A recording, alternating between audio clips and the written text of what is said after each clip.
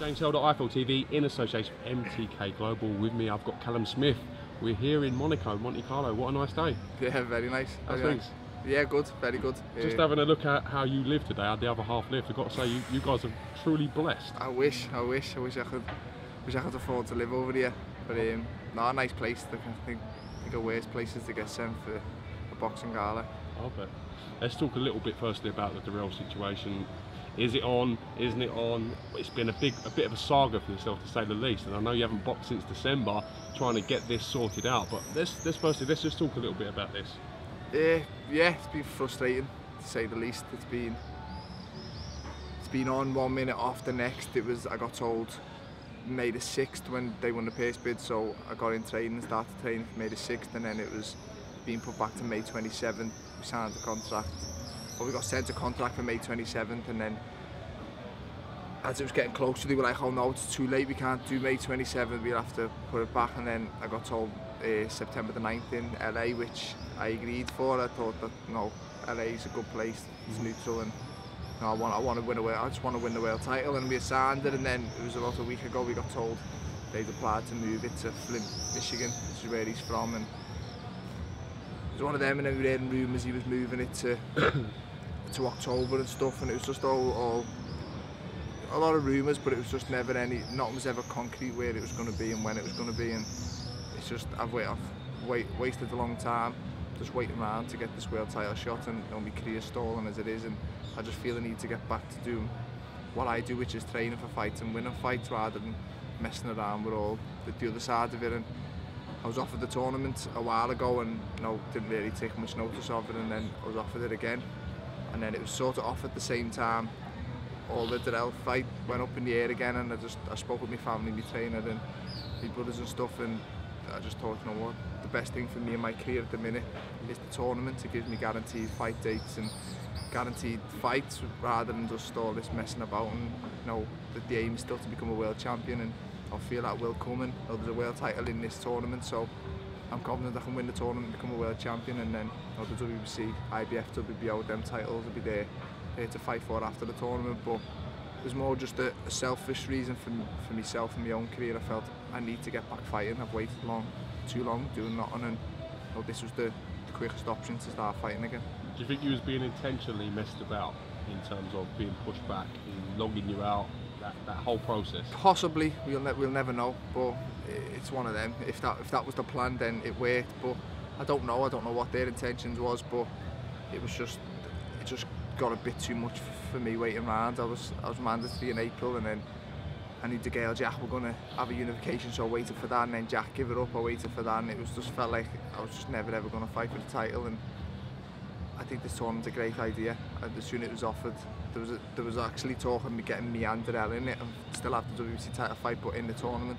I think it's a great format, best fighting the best, and it's something that I think it's good for boxing. It's something different. It's a bit like Champions League football. You just do a draw, you win, and you know in the next round and stuff. So it's exciting, and I'm looking forward to seeing how it all pans out. Now let's talk a little bit about the tournament, the World Boxing Super Series. 8 fighters in a knockout round robin sort of competition. You're seeded number 2. So am I right in believing you'll be second in choosing who you want to fight? Yeah. Groves won me too, so Groves will get a pick from the 4 non-seeds, and then I'll pick out the 3 that are left.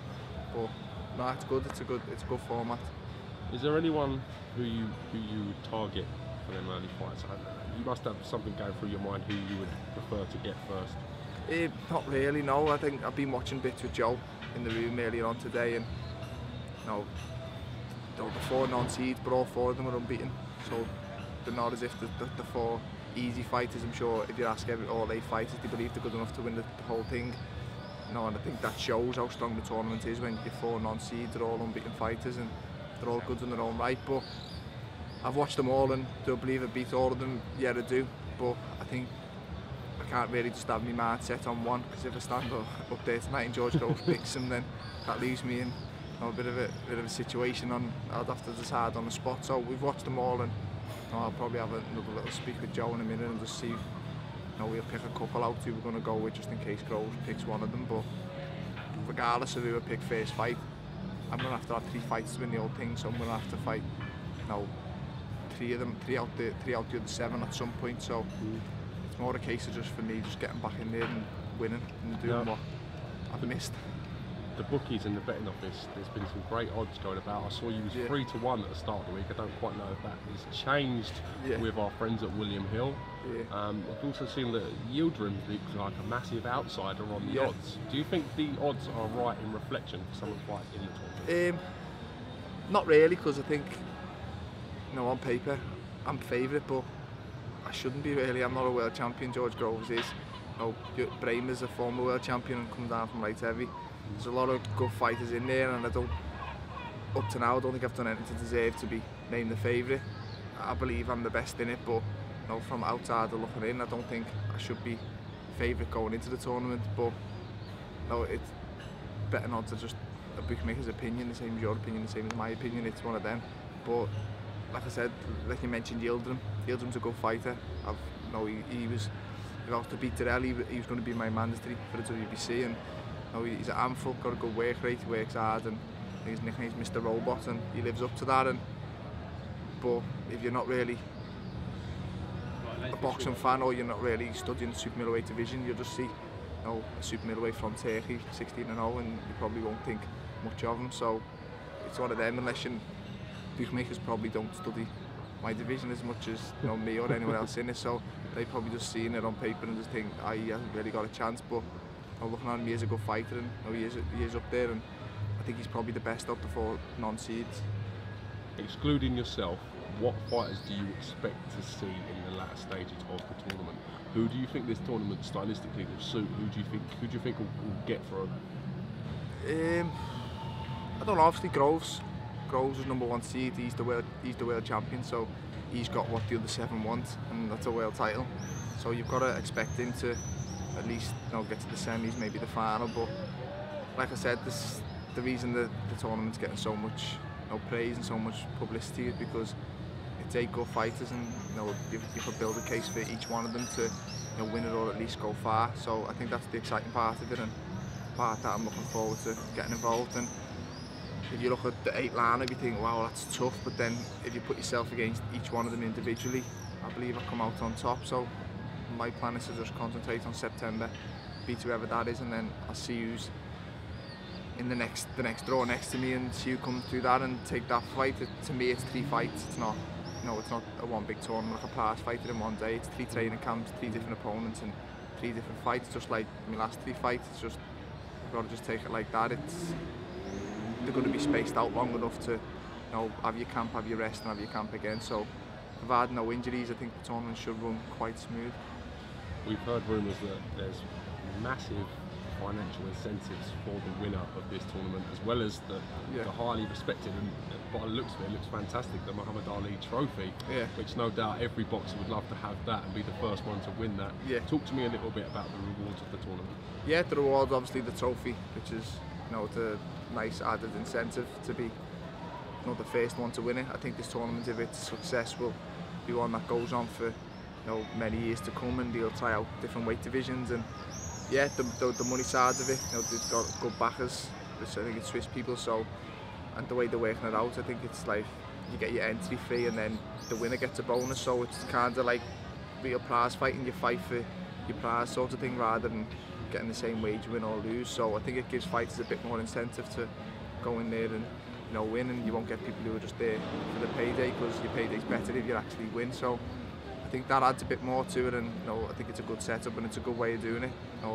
In my eyes, the winner should receive more, rather than an underdog beating a winner but getting nowhere near the same wage. So it's a good idea, and I think there should be a bit more of it in boxing. Do you think this will be a breakout event for you, these 3 fights? Do you think these will be the 3 fights that get you into your average man in the streets sort of way of thinking and TV? Hopefully, yeah. I think that's the plan. I think if you're in boxing and you're a boxing fan, you know I am, but it's getting known to, as you said, the average man on the street. And the way this tournament's been the last couple of days with the announcements, it seems to have caught the public's imagination, and we'll only know once the first few fights, the first couple of rounds have been done, how big it's going to be. But it was massive for Andre Ward and Carl Froch in their careers, so hopefully it can be something similar for me and a few of the others in the division. But and I knew the lineup before I entered the tournament, so if I didn't believe I was good enough to win it, I could have just stayed out and went and boxed for the WBC World title. I entered it because I seen it and thought I can win that, and it'll do a lot for my career, so I'm very confident I can do it. Do you reckon there were fighters that were offered it, looked at the lineup and went, not for me? I don't know. I don't know, because I don't know when the full.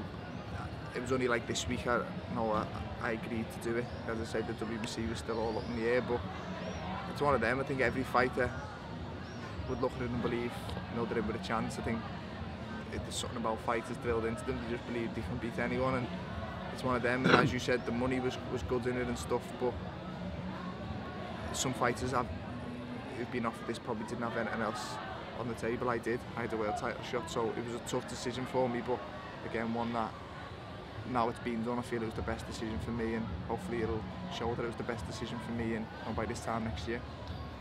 Quite finally, talk us through what you're doing now till the gala draw. I mean, it looks like a great place to sort of chill out and hang about during the day here and stuff. On Surmise. Yeah, I've just been chilling. I had a bit of media stuff this morning, a bit of video promo stuff and like that, and then I had some dinner, and I've just been chilling by the pool upstairs in Nikki Beach, which is good.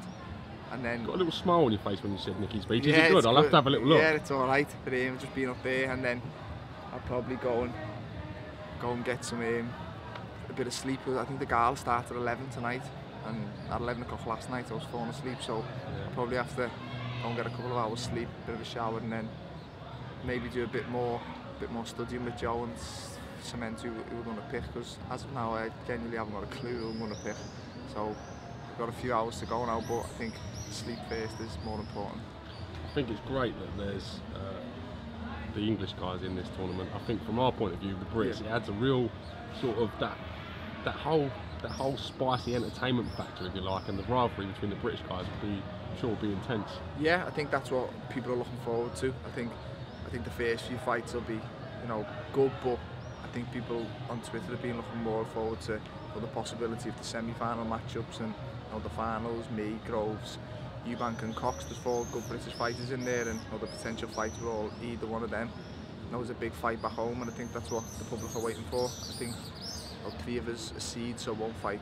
One of us may fight Cox in the first round, but the rest will all meet in semis and finals. So provided we all win, then there should be some good fights for the British public. Right. Thank you very much for answering my questions so honestly, Cal. Enjoy the rest of your day and your power nap, and I'll see you at about 11 o'clock. See you later. Thanks, see you Callum. tonight.